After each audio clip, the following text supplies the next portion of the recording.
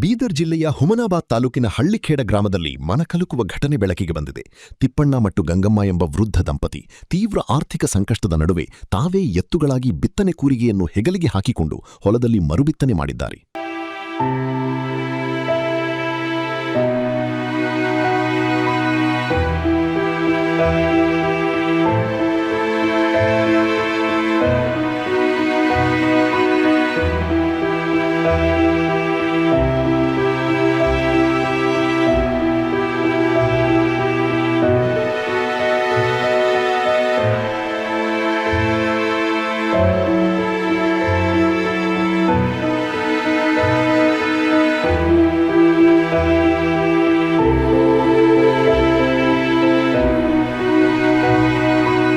ಇತ್ತೀಚೆಗೆ ಮಳೆಯಾಗುತ್ತದೆ ಎಂಬ ನಂಬಿಕೆಯಿಂದ ಬಿತ್ತನೆ ಮಾಡಿದ್ದರು. ಮಳೆ ಕೈಕೊಟ್ಟ ಪರಿಣಾಮ ಬೆಳೆ ಮೊಳಕೆಯೇ ಬಾರದೆ ಸಂಪೂರ್ಣ ನಾಶವಾಗಿದೆ.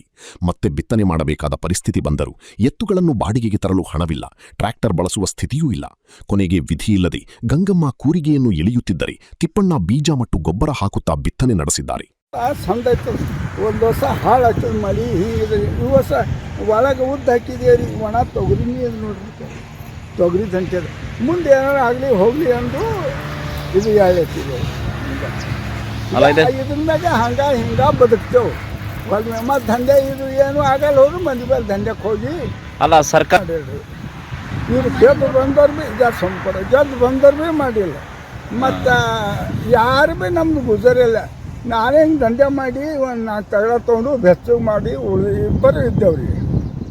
ಏನ್ ಮಾಡೋಣಪ್ಪ, ಮಳೆನೂ ಇಲ್ಲ, ಕೈಯಲ್ಲಿ ಕಾಸೂ ಇಲ್ಲ. ಎತ್ತು ತರೋಕೆ ಹಣ ಕೇಳುತ್ತಾರೆ, ಟ್ರ್ಯಾಕ್ಟರ್ಗೆ ಕೊಡೋಕೆ ದುಡ್ಡಿಲ್ಲ. ಬಿತ್ತನೆ ಮಾಡದೇ ಹೋದರೆ ಹೊಟ್ಟೆಗೆ ಏನು ತಿನ್ನೋದು ಎಂದು ಗಂಗಮ್ಮ ತಮ್ಮ ಅಳನು ತೋಡಿಕೊಂಡಿದ್ದಾರೆ.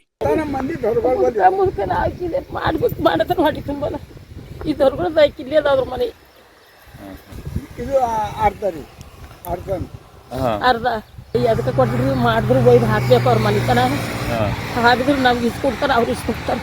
ಆದ್ರೆ ತೊಗರಿ ಹಾಕಿದ್ವಿ ಆಗಿಲ್ಲ.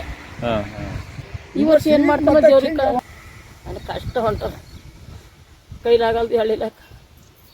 ಹಂಗೆ ಹೆಂಗಾರ ಮಾಡ್ಕೊಂಬರತ್ತೆ ಮಾಡತ್ತೀವಿ. ಎತ್ತಿಲ್ಲ, ಕತ್ತಿಲ್ಲ, ಎಣ್ಣೆ ಇಲ್ಲ, ಏನಿಲ್ಲ ನಮ್ಮಲ್ಲಿ. ಇದೇ ಮಾಡೋದು ನೋಡ್ರಿ, ಮಾಡಿ ಹೊಟ್ಟೆ ತುಂಬ್ಕೊಂಬಂದು ಇದ್ರಿ ಹಿಂಗೆ ನಾವು ಹೋಯ್ತಾ ಬೆಳಗ್ಲಕ್ಕ ಅವ್ರು ಎಲ್ಲರೂ ಹತ್ತಿದಲ್ಲಿ ಹೋಯ್ತಾರ ನಂಗೆ. ಅದು ನೋಡ್ರಿ ಹಿಂಗೆ ಮಾಡತ್ತೀವಿ.